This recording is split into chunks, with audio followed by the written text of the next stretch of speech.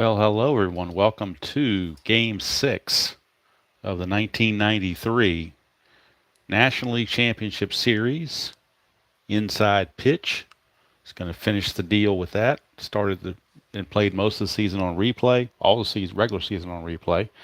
But since I got the season now in inside pitch, I decided to switch to that. Makes it easier to stream and do videos and so forth. So thought I would do that. Keeping up the series, the Giants lead the series currently 3-2. So obviously backs against the wall for the Phillies, as they will have to win or go home, as the old saying goes. Let me check my... Looks like everything fits pretty well as far as I can tell.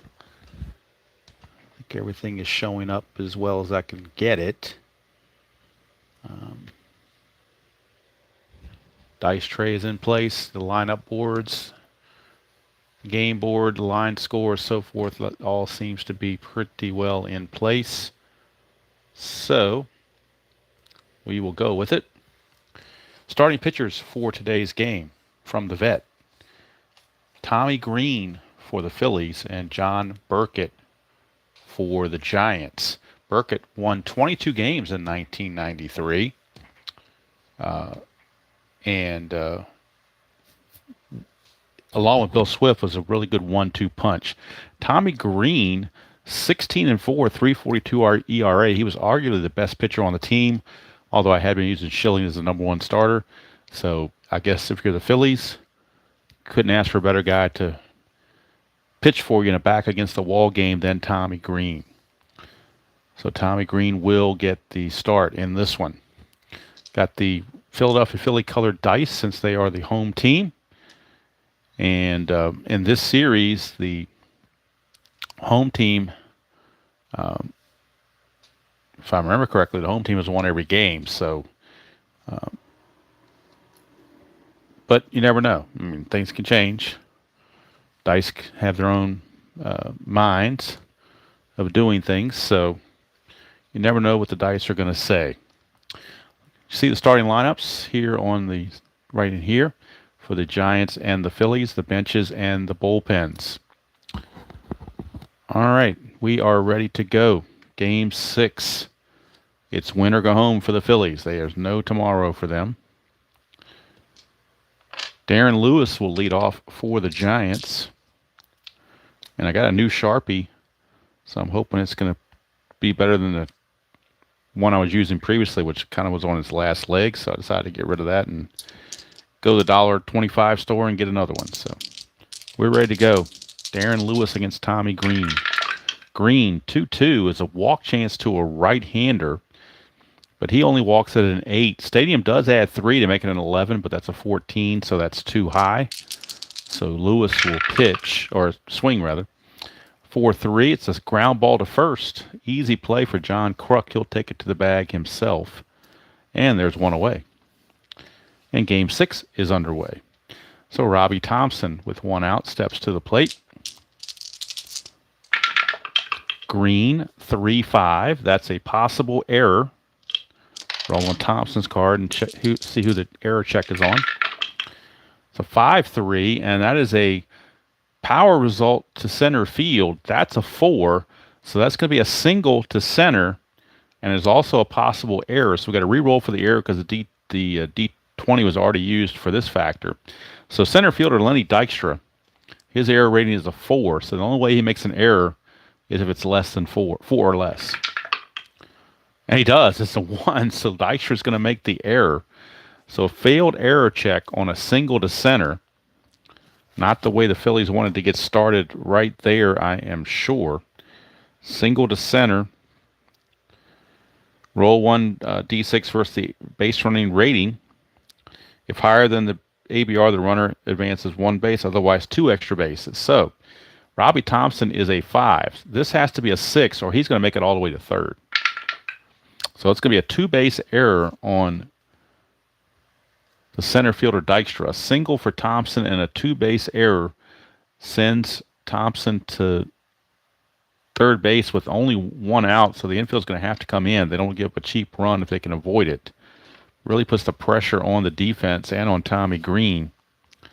So tough chance there. E8 for Dykstra. So now strategy rolls are in place. Nothing happening. Infield is in. Greene 4-1. That's the ballpark card going to Veterans Stadium for the first time on the ballpark card. 4-6. That's a single past second base, so that's going to be an RBI single for Will Clark. Infield in.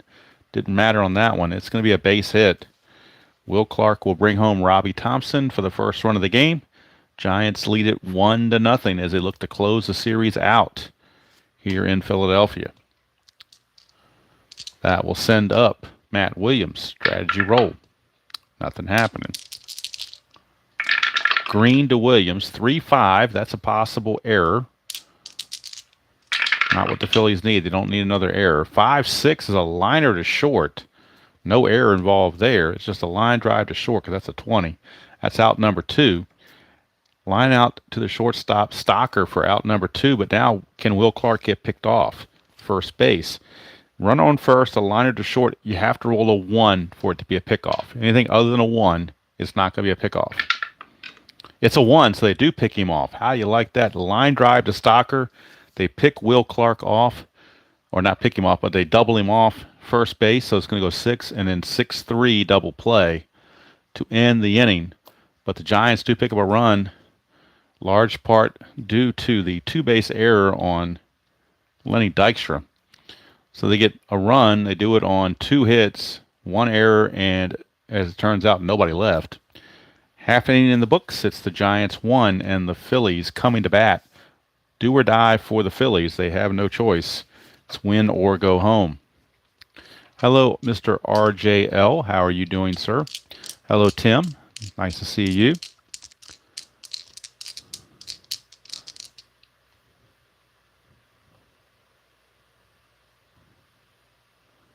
Knocking in, who's knocking inside pitch? I didn't. That's one of my favorite games. I'm not knocking in. Oh, you're talking about Dave Gardner. Oh, okay. The other Dave, the other white meat. Gotcha. Hello, Rod. Tabletop. How are you doing? Replay Gamer. Nice to see you. I'm waiting for your number 3 because I want to see how you get those baseball cards in the Strat PC. So I'm waiting on part 3 of that, Mr. Replay Gamer. Anxiously waiting for. I've seen the first 2. Now I'm waiting for part 3 because I want to see those where you got those baseball cards from and I've got a cold. Okay, well, whenever your cold's done, that's fine. I'm patient. I can wait. Okay. So Burkett will start the bottom of the first with a 1-0 lead. Again, Giants lead the series 3-2, so it's do or die for the Phils. Burkett, 3-1 blank. We go to Dykstra. 3-4. That's a star 6, which is going to be a fly to center and put away out there by Darren Lewis.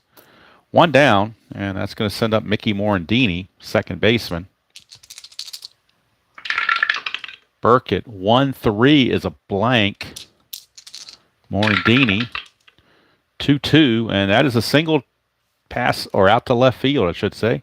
So Morandini, a 1-out single. That'll get the Giants to bring the infield halfway. Strategy roll to see if Morandini can get a jump. He needs a 4 or less. And he does not get it, so no jump. And ID, not that long ago, had inside pitch as the number 1 game, so I'm not sure why he's having a problem with it now. But anyway, that's neither here nor there. To each their own. It's I agree, RJO. I think the base running in this game is what sets it apart and makes it better than any other game, my opinion. Everybody has their own opinion. Everybody has their own likes. So probably the simplest base running is APA, but you have to be an APA fan to like that. But I do enjoy how the book tells you exactly who goes where and how many bases they get and all that stuff, whereas this one you have to roll for it. So it's different philosophies and whatnot. Not one is better than the other. It's all personal preference. All right, so Burkett, let's see. Morandini cannot get the jump, so Burkett will pitch to Kruk. 5-1 against a lefty. That's a blank. So we'll go to Kruk. 3-3 for Kruk. That's a single pass second. Let's see if Morandini can take third. You need a 3 or better. He is a 3, so he will take third. And here come the Phillies. They got runners on the corners with only one out as they are in desperation mode. And Dave Hollins, third baseman, is due up. Strategy roll for Burkett again. Nothing happening. Infield still at the double play depth because double play gets him out of the inning. He's a 2, and Burkett adds 1 to that. So they have a good chance of double play if they can get the ground ball. Burkett, 5-1 against the switch hitter batting left is another blank. So Hollins will swing. 3-1, grounds it to first, but you lose that 1 by the ball hitting to first. That's kind of going to count against them. But you still get the 2 and the 1 there for a 3, and the pivot Clayton at short is a 0. So it's a 1, 2, or 3. So it's 3 or less, and the Giants will turn the double play, and the inning is over. 4 or higher, the run's going to score, and we got a tie game. It's a 6, so actually runner advance. So the only play is to first base. So all Clark can do is step on the bag, but that's going to tie the game as Morandini comes in to score. RBI ground out for Hollins, 3 unassisted. Kruk will go to second with now 2 outs for Dutch Darren Dalton. 1-1 tie here in the first. Hello, Mr. Utah Mike. How are you doing? All right, let's see here. Strategy roll for possible pickoffs for Burkett. No 20, no pickoff. Burkett to Dalton. 2-4. That's a pitcher result on the double question mark. Against a left-handed hitter, 1-4 is a single, but that's a 20, so that fails. And Dalton will swing it. 1-1, that's a single past second for Dalton. Let's see if Kruk can score. He's only a 2, but with 2 outs, it becomes a 3. And to score from second on a S4, all you really need is a 2, so Kruk's going to score easily. And how about that? The Phillies have come back to take a 2-1 lead here in the bottom of the first. Base hit, RBI single for Dutch Dalton. Oh, now Tabby wants to get involved. Tabby, this is not the time or place right now. We're in the middle of a very important game 6, so you need to sit there and be quiet. So hopefully she'll leave us alone. Strategy roll, nothing happening. Burkett to Eisenreich. 6-1, and against a lefty, that's a straight-up S1 single. So to get from first to third on S1, you need a 4 or better. Dalton's only a 2, even with 2 outs, he's a 3, so he has to hold at second base. But Burkett's getting knocked around a bit. 22-game winner on the 93 season, but he's finding trouble here in the first inning as the Phillies have 2 on. Nothing on the strategy. Burkett to Thompson. 4-2, that's the ballpark card. So we're going to Veterans Stadium on the ballpark card. We get a 6-6, that's a star 3, ground ball to third. And it doesn't really matter, it's the last out. We're not trying for any kind of double play. I'm just going to say Williams takes it and steps on the bag for fielder's choice. Could roll for it, but it's really irrelevant. So what is relevant is the Phillies put up 2 runs in the bottom of the first and take a 2-1 lead after 1. That's what's relevant. For the Phillies, they get 2 runs on 4 hits, no errors, and 2 left on base. So we go to the second inning, and the Phillies have that lead. And Tommy Greene now back out with a 1-run lead to protect. And now I need to get my cards in order for the future innings to make sure nobody's out of place, and they are not. Okay, so top of the second, and Mr. Barry Bonds, the hero of Game 5. He had 2 home runs in Game 5. Hello, Mr. Tascuni, or Scooney. That's the second time you've done that to me, Scooney, with the Demons, but that's okay. I know keyboard things kind of, little keys can be hit accidentally, so it's no big deal. All right, Greene to Bonds. 3-2, and that it would be a strikeout plus to a righty, but Bonds is a lefty. All right, 5-6, and that's going to be a fly to center field. So Dykstra will put that away to retire Bonds, 1 away. Hello, Rod's Tabletop Hoops. We got Rod's Tabletop Hardball and Rod's Tabletop Hoops. How about that? Rod and Rod. All we need is a reel now. We have a rod and a reel. As we keep it real. 1-5 is a blank for Greene. We go to McGee. 6-3, and that's a ground ball to short. And there's 2 away as Stocker throws to Kruk. And here is Royce Clayton. Greene 4-4. Wild pitch is ball 1. Greene 5-3 is a range play. First range play of the game. Go to Clayton, see who the range check is on. 3-6. It's a liner to second base. A liner to second base. Let's see if there's a. I want to say there's not. You don't do a range check on a line drive, but I will double check it. Range check. Let's see here. Range check on a line drive. Where did it go? To second base? Is that where I said it went? Yep, second base. L4. L4. S4. So let's see here. The range of Morandini. Let's get his range. Morandini has average range. He's a 3. So 1 to 3, he makes the catch. 4, 5, or 6 is going to get by him for a base hit. It's a 6, so Clayton sneaks it past Morandini for a 2-out single. And that will send up Kurt. What was that man wearing? Strategy roll for Clayton to get a jump is a 3 or less. He cannot do it.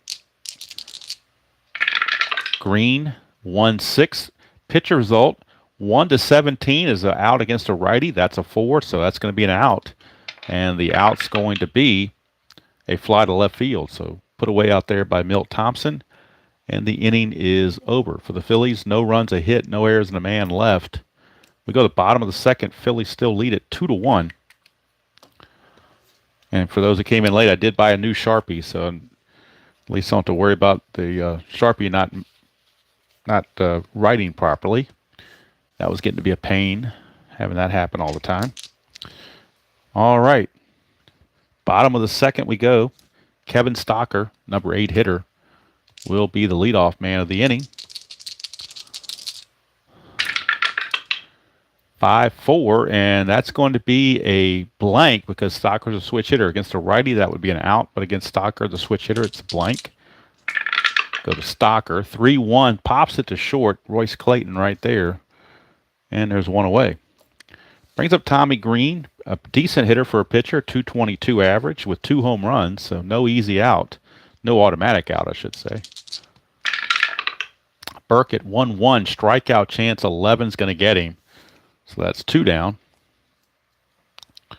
Good hitting pitcher, but he's still a pitcher. So 2 up and 2 down, and here comes Dykstra. Burkett, 3-1 on a blank. We go to Dykstra. 1-6 is a star 4 ground ball to short. Clayton is there again. It's a 1-2-3 inning for this time for Burkett, as he is hopefully for him settled in. And at the end of 2, it is a 2-1 ball game. As that was a much better inning for the pitchers than the first inning was. And speaking of Burkett, he's going to lead off the top of the third. He is not a very good hitting pitcher, a 118 average. Greene, 3-4. That's a strikeout chance, and he got him. He's going to strike out automatically with that 24. That's going to be a strikeout all day long. So 1 down. And that will send up Darren Lewis. Lewis grounded to Kruk his first time up. 1-4. Home run question mark against a right-hander. 1 to 18. That passes. But Darren Lewis needs a 2. That's the only way he's going to get a home run is a 1 or a 2. That's a 12, so it's out of range. So he will still swing. 1-3. Ground ball to short. Stocker is there. 2 up and 2 down.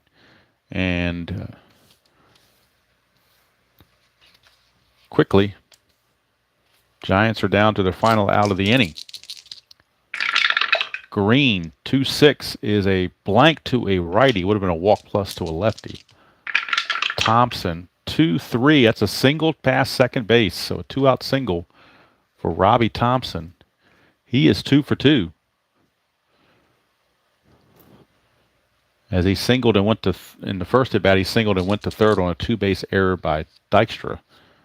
Then scoring on the Matt Williams, on the Will Clark single.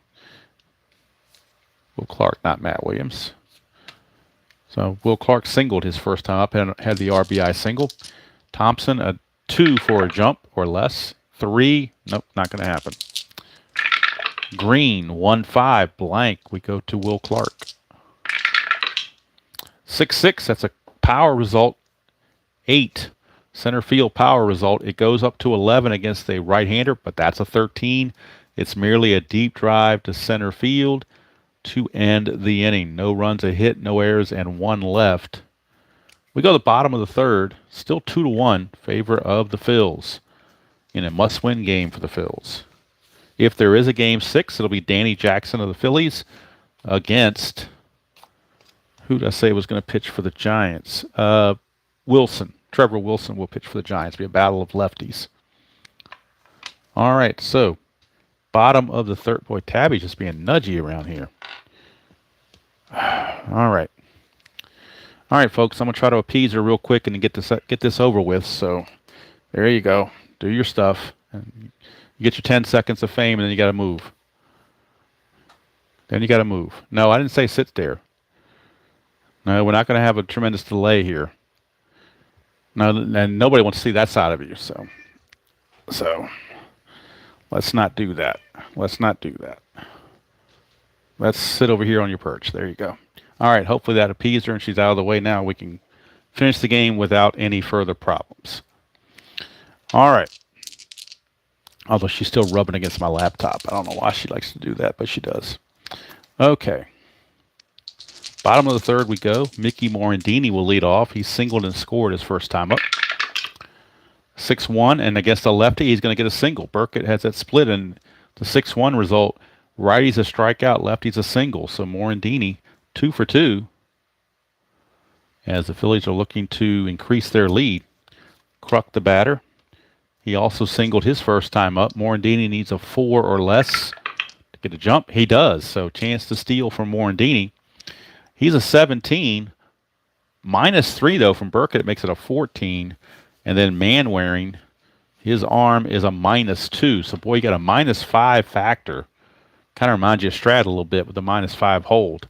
It's a -5 factor, so that drops him to a 12. Do they want to send him? There's nobody out. I don't know why I had it on 2. I never moved it. So you send him. You can run yourself out of an inning. Or you got the big guys coming up, 3, 4, 5 hitters. I think you're going to hold Morandini and let the big guys swing away.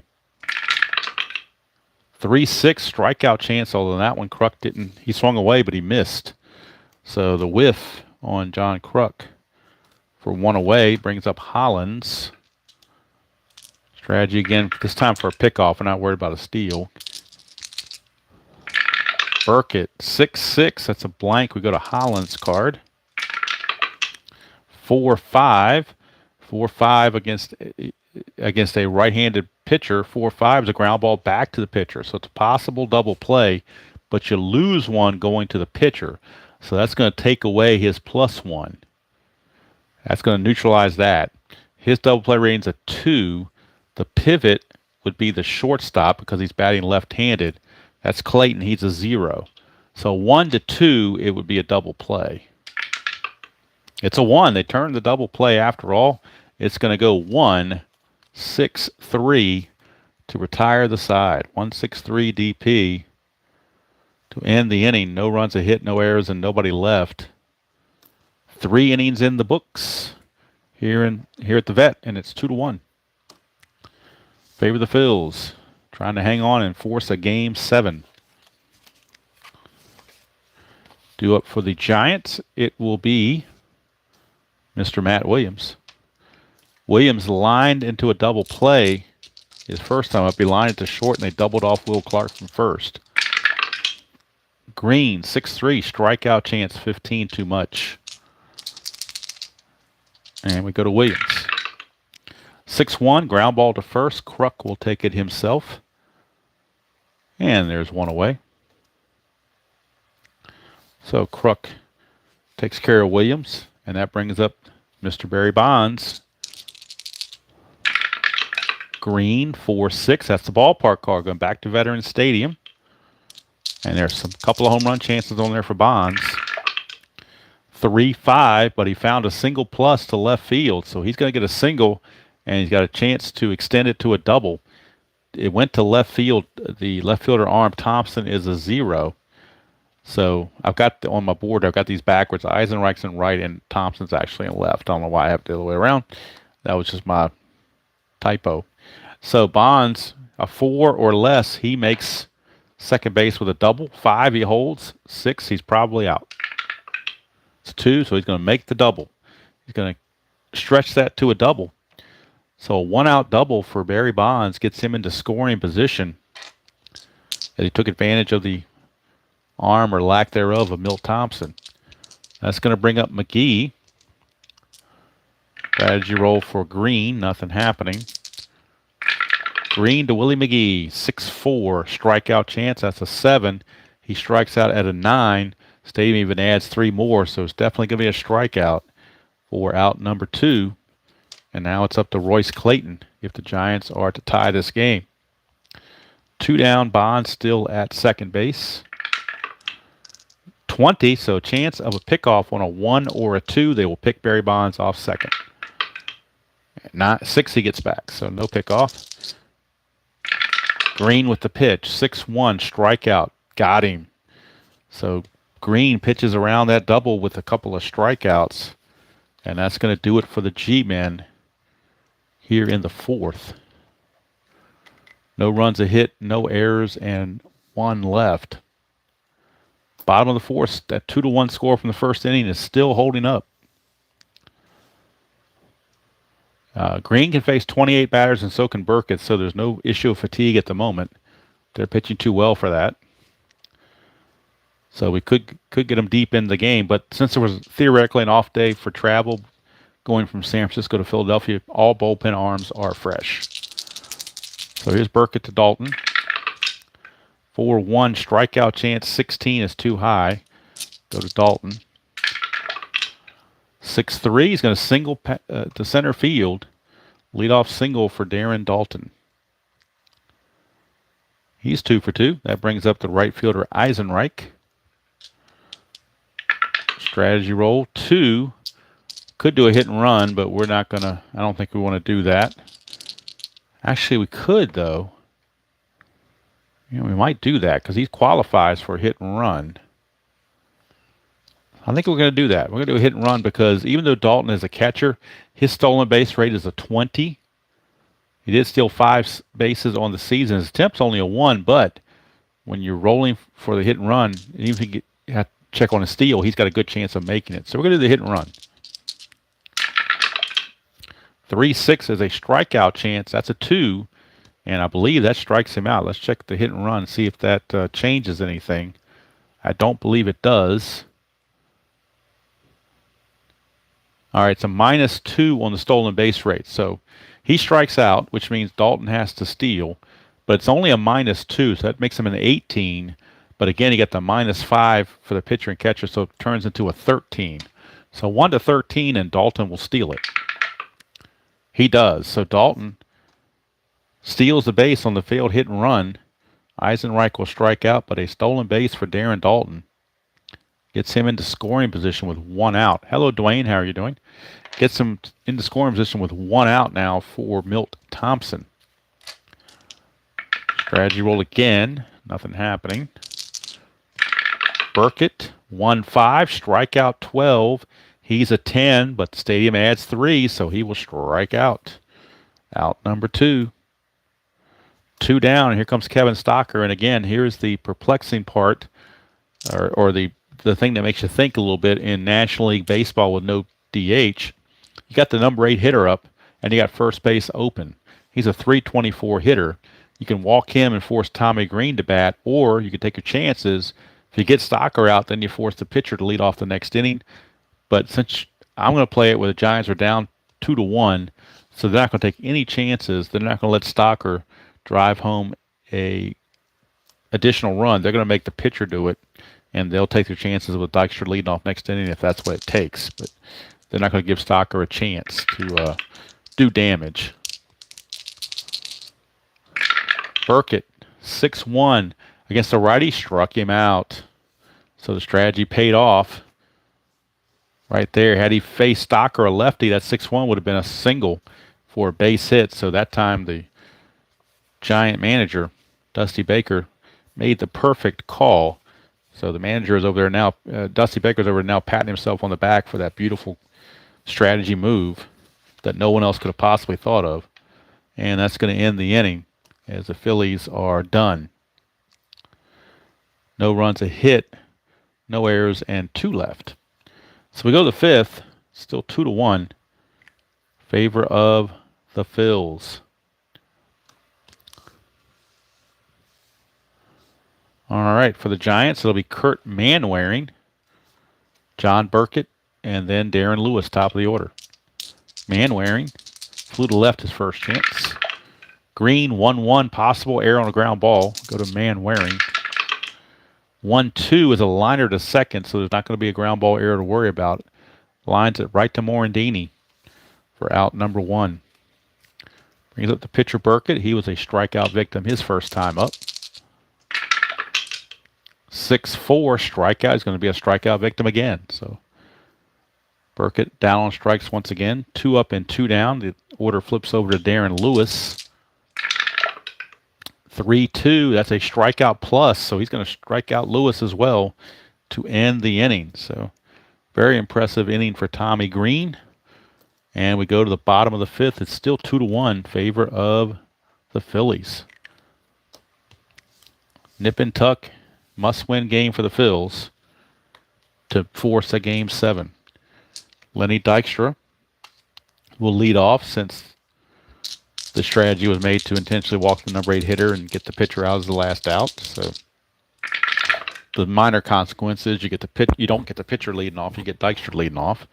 5-6 is a hit by pitch chance. 15, not going to do it. That's too high. Dykstra. 6-2, that's a ground ball to second and easily handled by Robbie Thompson. 1 away. Brings up Morandini. He's 2 for 2, 2 singles with a run scored. Burkett 4-2 is the ballpark card going back to Veterans Stadium. 2-3, that's a home run to center field, possibly. That's an 18. He's only a 2, so that will just simply be a fly out to center field, as he did not have the power to do it. Actually, to right field because it was the center field because it said home run 8. So, but either way, that's out number 2. So Burkett fortunate that a non-power hitter was at the plate and he avoided a home run. Here's Kruk. He singled and struck out. 3-1's a blank. We go to Kruk's card. 4-5, and that's a pop out to the first baseman, Will Clark, and that's going to end the inning. 3 up and 3 down. We go to the 6th. It's still 2-1 Phils.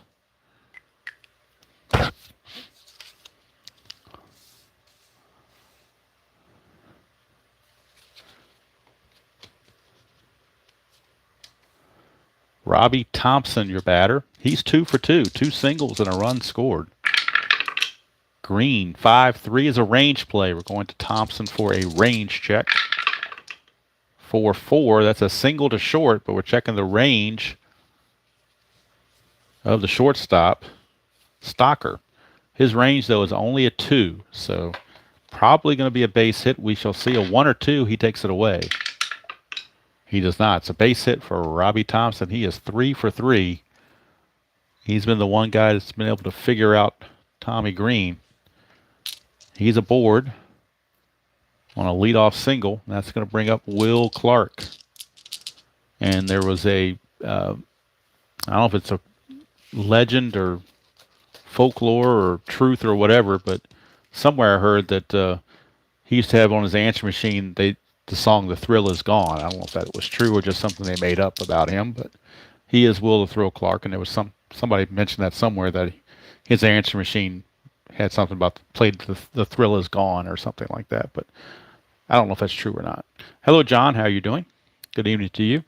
Strategy roll for Greene. Nothing going on. Go to Clark.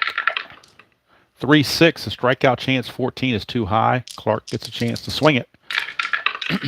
1-5. Ground ball to second. Potential double play. He's a 2. Greene's a -1, so drops it to a 1. They are halfway. Brings it back to a 2. The pivot is a shortstop, Stocker. He's a 0. So 1-2 is a double play. It's a 3, so they will not turn the double play. In fact, the only play will be at first because Thompson's base running is a 5. Being held makes him a 4, but it still tops the 3, so Thompson will reach second base. The only play that Morandini had was to first. So with 1 out, the tying run is now in scoring position for Matt Williams. So that could come out to be a big play to not be able to at least get the force. Strategy roll. 20, so 1-2 is a pickoff of Thompson. 10, he gets back in time. Greene, 2-3 against a righty. That's a blank. Would have been a walk plus to a lefty. Williams, 5-2. Fly to center. That's out number 2. Question is, can Thompson make third? He's got a 5 base running rating, so that's not bad.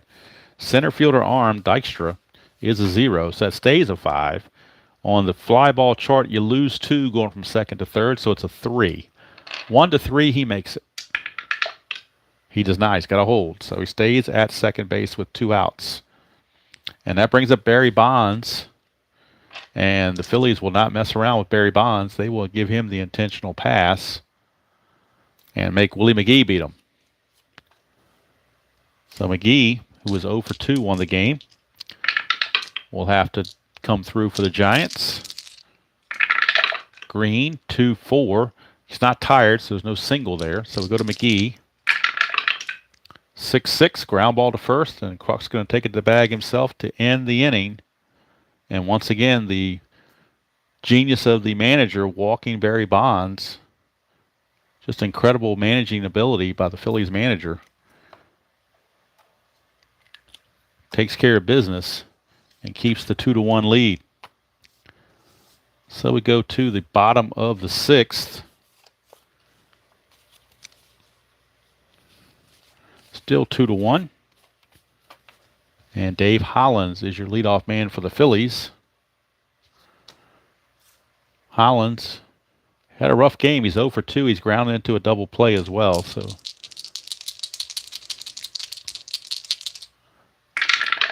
Burkett, 3-4, ballpark card going to Veterans Stadium for Hollins. Now he does have the power if he gets that one of those rolls.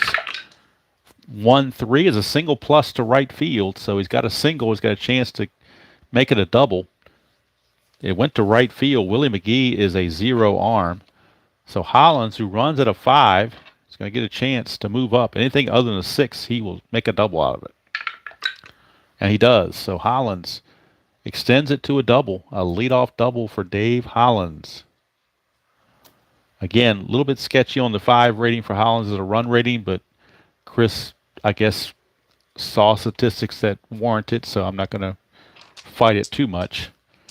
But again, Dykstra's only a 4 and Hollins is a 5. It just, on the surface, just doesn't look kosher, but we're going to go with it. All right, Burkett, strategy roll. Nothing happening. Burkett to Dalton, 5-2, strikeout chance, and he got him.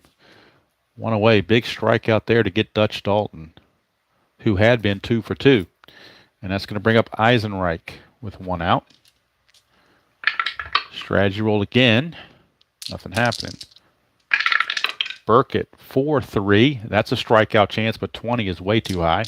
Eisenreich with a chance to drive home Hollins. 1-5, and he may do it. That's an S5. To score from second on an S5, you got to have a 6, though. So Hollins, even with his 5 speed, has to stop at third. Matt Williams was able to knock it down enough to keep it from going to the outfield. And that puts runners at the corners with 1 out. Infield now halfway for the double play as Milt Thompson is up. Not much of a double play candidate, but Burkett does add 1, so they can still go for that double play. Strategy roll, first of all. 3. Well, they could do a hit and run. But Thompson does strike out at a 10. So he's susceptible to the strikeout. But then again, Eisenreich has a good chance to steal. But you don't really hit and run with the man on third, I don't think. So we're going to go ahead and let him swing away. Burkett, 6-6 is a blank. We go to Thompson. 5-3. He's going to ground it back to the pitcher. So chance for a double play, but again, you lose one going to the pitcher. So that's going to negate this number here, bring it to a 0. That's a 1 there. And that's what they have is a 1. That's all they can do to get a double play is a 1. And they can't do it, so Hollins will score. They do get the force on Eisenreich, but they cannot turn the double play, and the Phillies get a run to extend the lead to 3-1. Fielder's choice is going to go 1-6. RBI ground out for Thompson. Now 2 down, but the additional run has scored to make it a 3-1 game. Stocker now your batter. Thompson strategy roll. Nothing happening. Burkett 5-5, possible error on the ground ball. Stocker 5-5 again as a pop to seconds. No error there. The inning is over. But the Phillies extend the lead to 3-1. They do it on 1 run on 2 hits, no errors, and 1 left. We go to the 7th. It is 3-1 in favor of the Phillies. And now that might be it for Burkett because he is scheduled to bat third this inning. And the Giants need runs. Giants need runs. It's going to be Clayton, Manwaring, and a pinch hitter for Burkett. And the pinch hitter already picking up a bat is Dave Martinez. Lefty hitting Dave Martinez will pinch hit for Burkett. So we can pull Burkett out of the game. Hello, Jimmy Jam. How are you doing? Good to see you. So it's Clayton, Manwaring, and Martinez, the batter. The batterers, I should say. And actually, well, Manwaring hits 275, so I don't think you want to pinch hit for him, although the thought is there. Because they could use Jeff Reed to catch behind him. You know what? They're going to pinch hit with Manwaring with Jeff Reed. So we have a couple of changes. Manwaring is out. Reed is in. And Martinez is going to hit for Burkett. So those are the upcoming changes. Right now we have Clayton to lead it off against Tommy Greene. Greene has faced 24 batters. He can face 28, so he's still okay. Greene to Clayton, 4-5. Possible error on a throw. 3-1 is a fly to left, so no throw to worry about. 1 away. And now it's going to bring up the pinch hitter, Jeff Reed. He'll get his first at bat of the series. He will take over from Manwaring at the catching position as a pinch hitter. Greene, 2-3, and that's a walk plus to a lefty. So that's going to walk him. So how about that? Another brilliant move by the manager, bringing in the lefty, because a righty would have been a blank, but the lefty gets on base. So again, brilliant managerial. I mean, you just can't find managerial just excellence like this on any other channel, I'm telling you. All right, here's Dave Martinez. He is the pinch hitter for the pitcher, Burkett. Strategy roll. No pickoff. Greene, 6-1, strikeout chance 3. He got him. Didn't matter who was batting. He was going to strike out. So that's out number 2. Infield can go back to normal now for Darren Lewis. This is batter 28, so Tommy Greene will be tired after this batter. So the Philly bullpen is loosening, and Tommy Greene is set to lead off next inning. So they do have Anderson, a righty, and West, a lefty. Double barrel action in the Philly bullpen. Strategy roll again, no pickoff. Greene, 1-5, blank. We go to Darren Lewis. 3-3 is a ground ball to third, and that's going to end the inning. Down go the Giants here in the 7th. No runs, no hits, no errors, and a man left. 7th inning stretch time here at the Vet. And it is a 3-1 Phillies lead. And we're going to need a new pitcher for the Giants. So let's see who's coming up for the Phillies first of all. The Giants have to declare their pitcher before the Phillies have to declare their pinch hitter. So let's see, got lefties coming up after this. So it looks like there's going to be a lefty out of the bullpen for the Giants. And it's going to be Kevin Rogers. So Greene will leave. His day is done. They will pinch hit for him. Kevin Rogers is your new pitcher for the Giants. Not a bad outing for Burkett. He went 6 innings and gave up 3 runs. That is a quality start, so to speak, as the rule goes. And for the Phillies, that's who's going to pinch hit. They will go with Pete Incaviglia. So Incaviglia will pinch hit for Tommy Greene, and then they'll get a new pitcher in the top of the 8th. So Incaviglia. If you heard any kind of little noise there, that was Tabby trying to keep her at bay. All right. So Pete Incaviglia, the pinch hit against Kevin Rogers in a 3-1 game. 6-5, that's a pitcher result. Against a right-hander, 1-15 is a star line. That is a 7. He is out of there. Just depends on what kind of out it is, and it's going to be a ground ball to short. So Clayton throws to Clark, 1 away. Incaviglia, the pinch hitter, is gone. And back to the top of the order, Lenny Dykstra.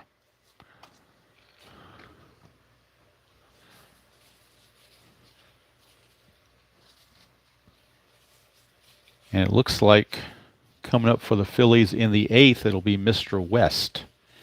David West, the lefty, will be coming on to pitch for the Phillies. So Rogers against... Oh, Tabby. She's scratching at me now. Okay. Rogers to Dykstra. 1-4. Range play. Range play. 4-5. And that is a fly to right field. We're checking the range of Willie McGee in right field. Willie McGee is average. He is a 3. So 1-3, he makes the catch. He does not. Is it a single or a double? It's only a 4, so it's only going to be a single for Dykstra. It's a 1-out single. First hit of the game for Dykstra. But now he's looking to possibly run, or at least get a jump. He cannot, so he stands pat. Morandini is your batter with the lefty up there, though they could move and bring in Mariano Duncan. You say so choose. But Morandini is a better defender, so they want to stick with the defense. So they're going to stick with Morandini, despite being lefty against lefty, because they're ahead. They want to play for the defense. Rogers, 3-2, strikeout 12. He's not going to get him. He's only a 5 against lefties, so he's not going to get him. He'll swing. 1-6, he's going to fly to right. McGee is up to the task to make that catch, and it's 2 down for John Kruk. Strategy roll, nothing happening. Rogers, 2-2, strikeout chance. He will get him. He's a 10 against lefties, so he gets him. Struck him out to end the inning. So Rogers does his job. And the Phillies are done in the 7th. Nothing doing. No runs, a hit, no errors, and 1 left.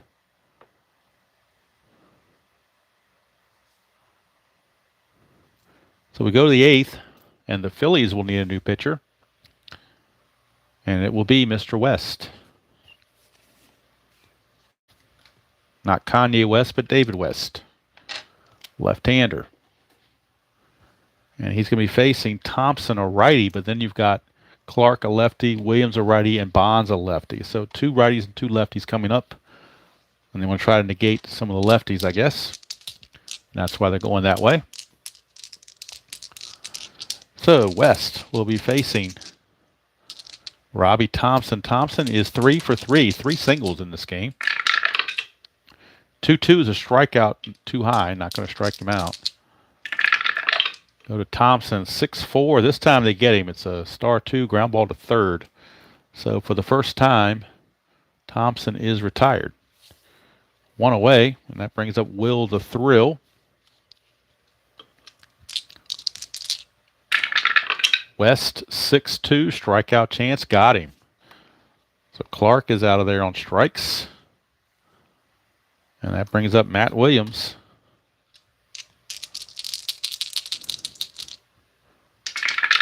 West, 1-4 is a walk plus. So Williams will walk it, and that's going to bring the tying run to the plate in Barry Bonds. So delicate situation here with 2 outs to have Barry Bonds at the plate. Hello, Mr. Gardner. How are you? So Barry Bonds at the plate against West. Strategy roll for Williams. It's a 1, but he can't get the jump because of -1 for West. So there's no steal attempt. Actually didn't even need to roll the strategy because there's no pickoffs there. But it's all down to this here in the 8th inning. It's Barry Bonds against West, lefty against lefty. West, 5-4. That's a range play. So we're going to Bonds' card for the range check.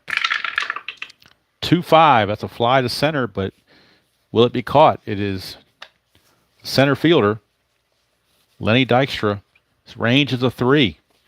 So 1-3, he makes the catch. The inning's over. 4, 5, or 6, and this could be trouble. Giants might score. It's a 4. It's going to drop in. Is it a single or a double? It's a 6. That makes it a double. It's a double to center field. So that means I can pull out my little chart, help chart for the first time. With the Phillies in the field, a double to center field, you add 1 to the base running rating.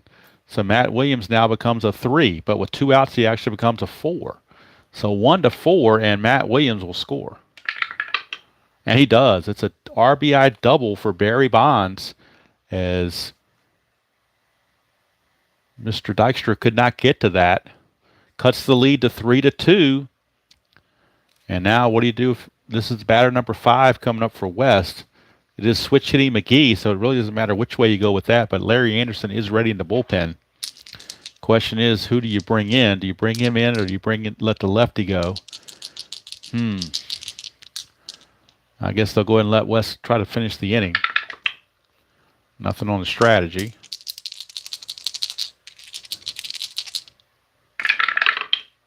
(6-1), possible error on a throw. McGee, 5-2 is a star 1. That's a ground ball to second. Possible error on a throw. And the error rating of the second baseman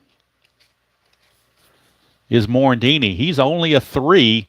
That's a 4. Had I brought in and pinch hit for Morandini with Duncan, that would have been an error because Duncan's an 8.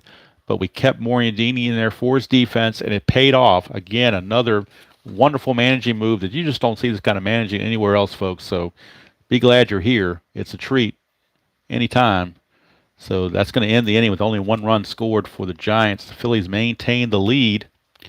In the inning, they get a run. They do it on just 1 hit, no errors, and 2 left. We go to the bottom of the 8th.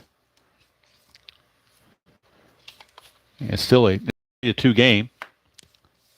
That's it for West. He's done. Rogers, let's see, he faced 4 batters, so he's going to be pretty much tired coming up. But what do they want to do here? They're going to take Rogers out. They're going to take Rogers out. And they will go with Jeff Brantley out of the bullpen. So Brantley will be coming on. Try to keep things where they are. Be facing switch hitter Hollins, then Dalton and Eisenreich in a 3-2 game. Of course, the wild thing, Mitch Williams, is loosening in the Philly bullpen. And he will be coming on to close the deal, or at least attempt to. in the top of the ninth.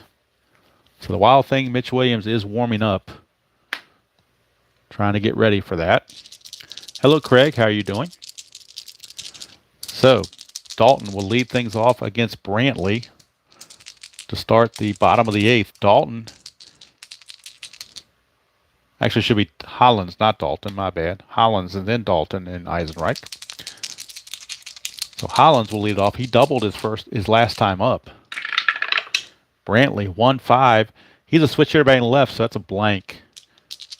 Go to Hollins. 3-6. That's a liner right to short and put away out there by Royce Clayton. The San Francisco treat. So one away, and that brings up Darren Dalton. Dalton 2 for 3. Actually had a stolen base in the game as well. 1-2 is a potential error on a throw. 2-1.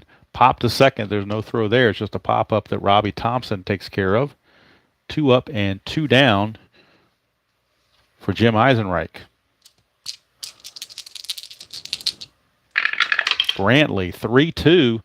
Lefty is batting, so it's a blank, not a star line. Go to Eisenreich. 5-5. Single pass second base, so the inning continues on the 2-out single for Eisenreich. He's now 3 for 4 on the game. It's going to bring up Milt Thompson. Chance for a balk, so we will do a strategy roll. But there's no 20, so no balk. Brantley to Thompson. 5-6. Range play. Go to Thompson's card for a range check. 1-1. It's a single to left field, but checking the range of Barry Bonds to see if he takes that single away. Barry Bonds is a 4. So a 1-4, and the inning is over. 5 or 6, the single is still good. It's good. It's a good single, but Barry Bonds with a -2 arm is going to take 4 away trying to go from first to third. So that makes Eisenreich a 0.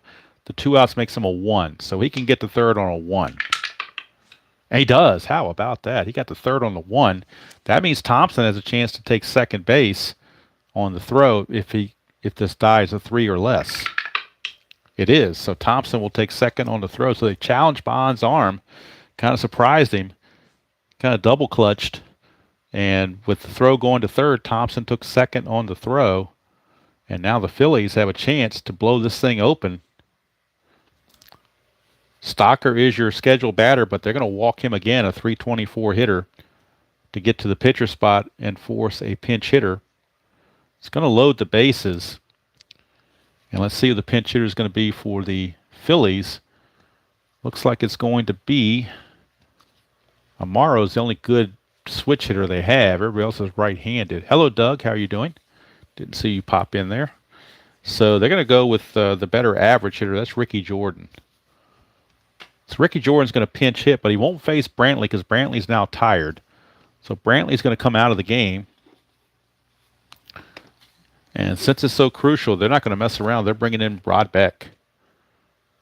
He's trying to save the game and keep from getting a blowout. So the closer doesn't always come in when they're ahead. Sometimes situations dictate otherwise. So Ricky Jordan will pinch hit for West. And Beck is your pitcher. Beck comes in with the bases loaded and 2 outs here in the bottom of the 8th of a 3-2 game. He's trying to keep it that way. Strategy roll for pickoffs. Nothing happening. Beck, 3-2, strikeout chance 13, and he got him. 11 plus the 3 is a 14. And again, just amazing what this manager does to the brilliance just exudes here with these great moves and keeps the Giants in the game. For the Phillies, no runs, 2 hits, no errors, and left them loaded. So we go to the 9th, last chance for the Giants, or else we're going to have a Game 7. And coming on for the Phillies, it'll be the wild thing. Mitch Williams. Williams will be on. He'll be facing Clayton, Reed, and Burkett. I'm not Burkett, the pitcher, I should say. So it's going to have a pinch hitter Todd Benzinger is going to pick up a bat and hit for the Giants, I do believe. Or actually, might be Carry On. Let's see if they want to use Carry On, perhaps. Who's got the... Yeah, Carry On's definitely a better average guy, so... It's going to be Carry On. And actually going to pinch hit for Reed, too, with Todd Benzinger. So we're going to have Clayton, we're going to have Benzinger, and Carry On. That's the order. So Clayton, Benzinger, and Carry On. Clayton, Benzinger, and Carry On due up in the 9th against Mitch Williams. So the Wild Thing's going to try to avoid walking anybody. And just in case Larry Anderson is in the pen, because the Phillies can't take any chances about losing this game. So they do have Larry Anderson just in case Williams runs into trouble, because he gets tired after 4 batters, and they can't afford to have anything else happen. So top of the 9th, 3-2 score. Clayton will lead off, and it'll be followed by Benziger, and then Carry On to pinch hit for the pitcher. Williams, 2-3, strikeout chance 1. He got him. So the Wild Thing gets the strikeout of Clayton to start the inning. But now the first of 2 moves. Todd Benzinger coming in to hit for Reed. They do have Craig Colbert. He's like an emergency catcher, and they would use him if the game goes extra innings. But they need the offense. Williams, 6-2, another strikeout chance. 10, got him. So back-to-back strikeouts by the Wild Thing. And now it's up to Mark, Carry On My Wayward Son, in order to get it done for the Giants, or else we will have a Game 7, winner-take-all Game 7. Mitch Williams. 4-4, strikeout chance of 12. He's a 9, plus the 3. He's gone. Mitch Williams strikes out the side, and the Phillies have done it. They have extended this series to 7 games by winning this ball game 3-2, and I do believe now the home team has won every game in the series. So the home team just keeps on winning. They just keep on keeping on. And we're going to have a Game 7. And it's going to be, in Game 7, it's going to be battle of lefties, Danny Jackson against Trevor Wilson. There will be a Game 7. Tuscany Philly has the home field for games 1, 2, 6, and 7. Giants had it in 3, 4, and 5, so we are still at the vet for Game 7. And like I said, the home team has won all 6 games. Mitch Williams did not find any walks. He found all his strikeout situations and was able to strike out the side and take care of business and move the Phillies tied with the Giants at 3 apiece. And next game will be Toronto and Chicago. Their Game 6 from Comiskey Park, where the White Sox can close it out at home against the Blue Jays. And if they do, then they'll wait on the winner of the Phillies and the Giants. Game 1 of the World Series in 1993 will be in the American League Park, whoever that is. American League will get the home field games 1 and 2. Phillies, or the National League, will have it 2, 3, 4, and 5, and then Game 6 and 7 would be back in the American League Park. 1975 World Series is set. It is the Phillies and the Yankees. Yankees have the home field, but there is no DH in the 75 series, so the Yankees will have to have their pitchers hit against the Phillies, but they will have the home field. Games 1 and 2 will be at not at Yankee Stadium, but at Shea Stadium. Remember, the Yankees played at Shea Stadium in 75. So games 1 and 2 will be at Shea. Games 3, 4, and 5 will be at the Vet. And then games 6 and 7, if necessary, would be back at Shea. So it's possible that you could have both World Series could be played at the Vet at some point, if the Phillies win Game 7, of course, obviously. So we shall see what happens. But fun series. I'm glad I like replay baseball, but I am kind of glad I switched this over to inside pitch. I was kind of worried about doing that, and then RGL said, "Why not do it?" You know, he did it for his, so he went from payoff pitch to inside pitch. He did his mid-season. I did mine playoffs, mid-playoffs. So, but either way, I guess it really doesn't matter one way or the other. But again, 3-2 your final. Phillies win it. Game-winning RBI turns out to be off the bat of Jim Eisenreich. He drove home Dave Hollins, who had doubled in the 6th inning, to at that point give the Phillies a 3-1 lead. And of course, they hold on and win it by the score of 3-2. And miraculously, Mitch Williams went a 1-2-3 ninth inning, striking out the side with no walks. So the wild thing was not wild at that point. Hello, Mr. Little. How are you? So he was not wild at that point. He did get through and strike out the side, struck out Clayton, struck out Benziger, and struck out Carrion to end the ball game. 3-2, Phillies win it. Series now tied 3 games apiece. Critical game 7 will be played in Philadelphia again, and it will be Danny Jackson against Trevor Wilson. But before we get to that next video, it's going to be game 6 of the American League Championship Series from Comiskey Park. It'll be Toronto and the White Sox. The White Sox looking to close out the Blue Jays. They lead it 3-2, and they're hoping to. If you're the White Sox, they're hoping to close that out. It'll be Pat Henkin for the Blue Jays, and for the White Sox, I believe. For the White Sox, it will be Wilson Alvarez, but don't quote me on that. I make sure. No, actually, it's going to be Alex Fernandez. My bad. So Alex Fernandez will be on the hill for the White Sox against Pat Henkin. That'll be the matchup in Game 6. So, yep, and we're hello, Jack. How you doing? Didn't see you come in. And of course, RJL will be doing his playthrough 1972. I believe he said on Christmas Eve, if I'm not mistaken. So for anybody that's, has watched Inside Pitch a little bit, maybe, iffy on the rules or maybe wants to see a game played at a slower speed, check out his demo game on Christmas Eve, 1972, the A's and the Reds. As 72 was a great season, and it won out over 1990. I was surprised. I thought 1990 might win his selection show.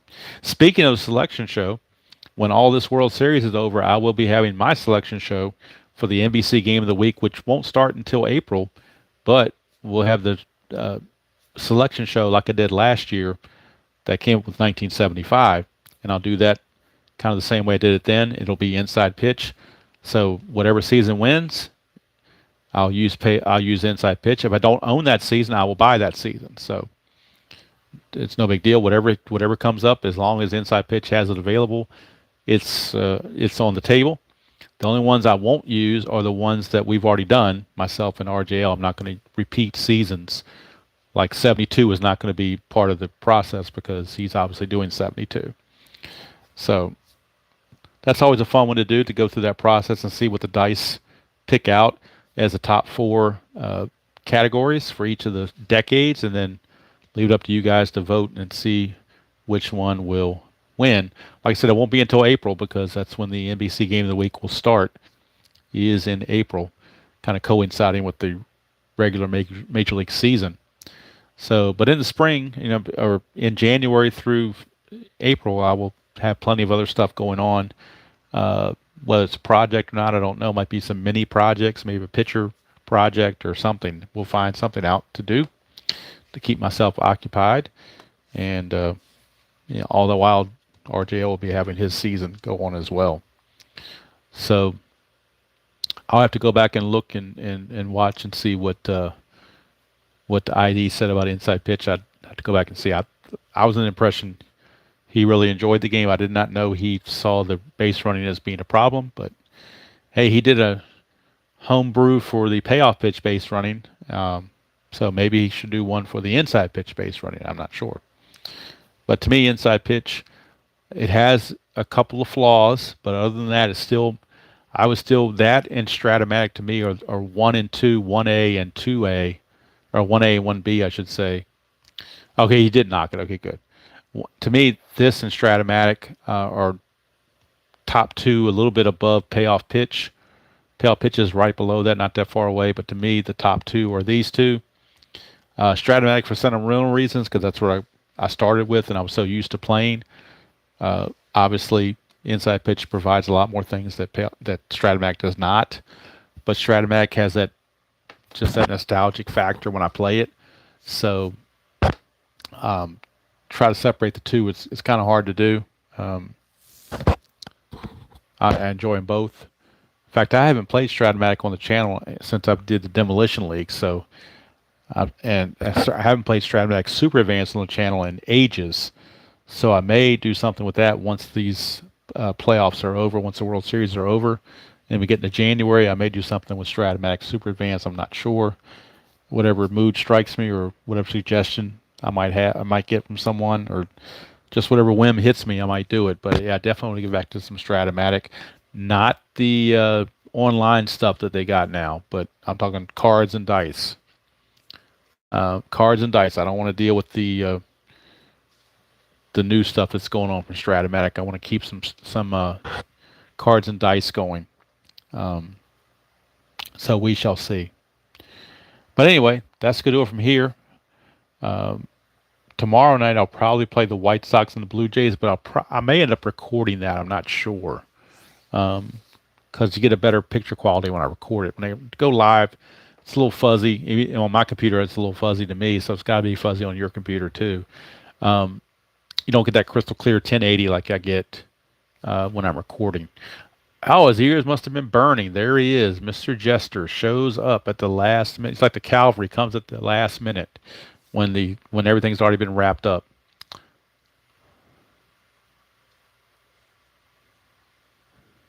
Oh, I agree, ID. It took me a while. I'm sure it took RJL will testify. It took him a while to get down to base running as well. Plus, they had some updates to the rules too. So prior to the new 3.0 rules, or whatever they're called, it definitely takes some time. But to me, once you get it down, it's very intuitive. And I do have to thank RJL for coming up with this little thing here. You do this in advance, and it saves a whole lot of. You have no math at that point. Everything's already pre-done. The only thing you have to do is if you substitute an outfielder, is update the numbers here. Oh, okay. So you were making sure I wasn't making any disparaging remarks. I don't make any disparaging remarks about anybody that I know of. I mean, try not to. I mean, it's supposed to be a fun community. It's a hobby. It's not supposed to be a personal attack on anybody. So, anyway, and hopefully everybody took my tongue-in-cheek pat on the back to myself for managing in this game as what it was. And I'm not as humorous as some of the other people, but sometimes I try to be sarcastic when I feel like it, when I'm in the mood for it. So anyway, there you go. Game 6 is in the books. Phillies win it, force a Game 7. And White Sox and the Blue Jays are next. Their Game 6 from Comiskey Park. Probably be tomorrow night. Like I said, most likely I will probably record it tomorrow and upload it for Friday. Most likely is what I will do. And then I want to finish up this whole thing by Sunday, so that next week I can get into the World Series from both seasons and kind of play them, together one at a time, and get everything all caught up, and then clear the stage for RJL for his Christmas Eve slow playthrough. So yes, we do like ID a lot. Nobody does a rant like ID. I mean, nobody does a rant like ID. Loved the rant he did on that last Stratomatic online thing. That was wonderful. Love the Apple football rant. That was epic in itself. And also the golf game, the play golf game. That was quite the rant as well. I don't have the play golf game, so I can't speak on it. But that was another epic rant as well. But anyway, I don't know. Maybe it's the opposite effect, Robert. Maybe when ID goes against something, maybe somebody says, "Well, let me check this out for myself." They may go buy it just to try it, just to go against him. I don't know, but I'm sure two things that will never happen is hell freezing over and ID Jester being at Stratomatic opening day to greet all the Stratomatic people up in New York and personally shake hands with Hal Richmond. I doubt that will happen. Yes, thank you, ID. I am doing well. There was a time there for a couple of weeks where I was away, and I don't know, about maybe 3 or 4, maybe about a month ago, where I was kind of sick and needed to get my voice. I wasn't sick anymore, but my voice was almost totally gone. So it took me a while to get over that, and now I'm back in the. And sometimes I don't know how everybody else feels, but for me personally, if I get away from something for a while like this, it's hard for me to get back into it. But once I get back into it, then I get a flow going again. But if I step away for too long, it's like, I really don't feel like playing today, so I don't do it. Of course, it's easier when you're not recording. It's much less time frame. You just play on your own. You don't worry about how things look.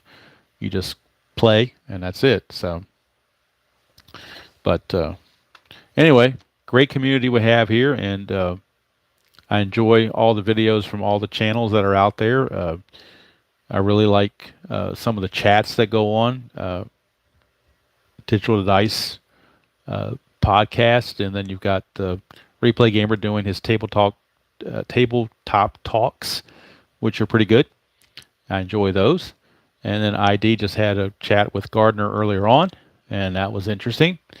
So ID, I wish I could get into war games, but I'm just not into war games. But I do kind of, if you're on and you're doing a war game chat, I'll listen a little bit. But it's sort of like the boxing game, Anthony's boxing game. I'm sure it's a great game. I just don't like boxing, so it would be out of my element completely to do that. We do have a cast. That reminds me, Art. What I need to do maybe is do another one of those History Maker community teams like I did a couple years ago. ID, I would be honored to do that at some point. And remember the one time you got me on years ago, I had a crappy phone, crappy internet connection. I was late getting there. I think the Rear Admiral had to cover for me. So yeah, this time around it would be a little bit, more sophisticated and more 21st century as opposed to 18th century. So yeah, that would be awesome. Talk about whatever you want. It doesn't matter to me. I enjoy the hobby, talking about any game you want, whether it's payoff pitch, inside pitch, strat, history maker, all the above, none of the above, whatever you like to do. I'm not good at ranting, but hey, you can still chew the fat, as they say. Because I enjoyed that. I enjoyed having RJL talking inside pitch on the channel that time, and I enjoyed being on one of the tabletop talks with Replay Gamer. So I enjoy all that. All right, ID. I look forward to that. So, again, thank you everybody for tuning in on this Wednesday. Even though I'll get a day ahead of myself. Hump Day Wednesday evening. Today is the 13th, I believe, December the 13th. So, baseball season is still a little ways away, but when you got the hobby, it's always baseball season. To me, it's always baseball season. It's the only game I play. I tried playing the hockey game, a couple times, and when I'm playing that, and I played a couple of the NASCAR, the red, white, and blue racing a couple times, but in the back of my mind, as I'm playing those, I'm thinking to myself, man, I could be playing baseball right now, so I just have to do it. So anyway, 3-2 your final. Phillies win it and force a game 7. So thanks to everyone who tuned in, and look for Game 6 of the White Sox and the Blue Jays, probably on a recording. I hope to record that. I might record it tonight, actually, and upload it tomorrow. I may go ahead and do that. While I'm here and I got everything set up, I'm in the mood, I might go ahead and knock that game out as well, and record it and upload it tomorrow, perhaps. We shall see how that goes. But really looking forward to getting to these World Series and seeing how they turn out. So thank you, Brandon. God bless you as well. Thank you, Doug. Thank you, RJL to Scooney. Both rods, tabletop and the hardball and the basketball. I was a basketball fan in there. I like college basketball, not much of an NBA person, but I do follow college basketball quite a bit. Craig, Dave Little, thank you for. Dave, I never saw the question. I just saw the question you asked. The playboard I'm using, that's a game that I picked up off eBay. RJL has it. I think it's called All Star Baseball or All Star Card Baseball or something like that. Try to think what the name of the game is off the top of my head. If I still have. Oh, here it is, right here. I got it. Never mind. The box is in crappy shape because it came from eBay, but it's called Baseball Card All Star Game, and it's the kind of game you're supposed to be able to use baseball cards with, but that's where the field comes from. It's called Baseball Card All Star Game. I got this off eBay. Probably paid more for it than I should have, but and it also comes with these little card holders that you see RGL with, and it comes with this stuff too. We're not using this when we're doing recordings. That doesn't fit, but this fits perfectly for inside pitch or payoff pitch stuff. So I'm sorry I missed your question earlier on that, but that's where that game board came from. If you're still here. Oh, okay, you were still here. Thank you. Okay, that's where it came from. Here's the front of the box. Like I said, it's kind of got the tape was here. Down here, when I pulled the tape off, I guess the box sold. It took some of the cardboard off, but that's kind of what it looks in the front. You can see they have the baseball cards lined up here. I never played the game itself. I bought it strictly to get this board. That's the only reason I bought the game. I didn't buy it for any other reasons. But that's what it's called. You can find it on eBay once in a while, but you have to look.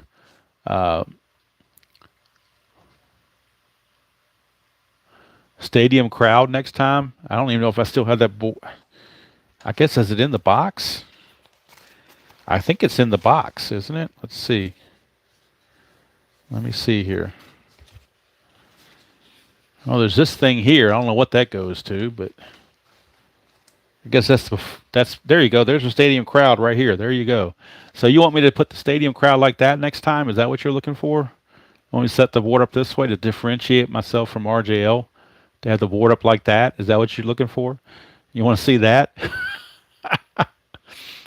Kind of hard to see because I'm coming at it from above, not straight at it. So, but that's what comes with it. And then it also there's some kind of thing here about some kind of charts that you can use here. I don't know what that's all about, but and then you've got the Big League Baseball here. You can, I guess, it goes on top somehow. I don't know how, but that's all part of it. Like I said, the stuff is in really bad shape because it was old, and the only reason I bought it was to get this board. I didn't care about the other mess. So, but if you do care about that stuff, you can do this, and there's a game you can use baseball cards. I don't know anything about it, but that's where it came from. So, anyway. That's that. And, oops, I dropped my clipboard. So, good way to finish out. All right, so anyway. Yeah, that would be cool if they had like one of those mats like they have for History Maker Baseball, but had it for this. And speaking of game mats, going back to Stratomatic, I know Dave Little is a big Stratomatic fan and likes to play Stratomatic a lot. Every Stratomatic game I've seen just about comes with Wrigley Field, but I just thought it'd be so neat if Stratomatic would offer. You could even, offer a couple extra bucks to get the stadium of your choice. They had all the stadiums there. So you get Camden Yards, you get Yankee Stadium, something other than always saying Wrigley Field. Nothing wrong with Wrigley Field, but still, it'd be nice to get the Stratomatic board And I've seen some of them with different stadiums, but I've seen one with the Polo Grounds. I've seen one with Camden Yards, but I don't know how they get those. I guess they were limited editions, but pretty much everything now is strictly Wrigley Field. And I just think it would be nice to be able to do that, but that's the way it goes.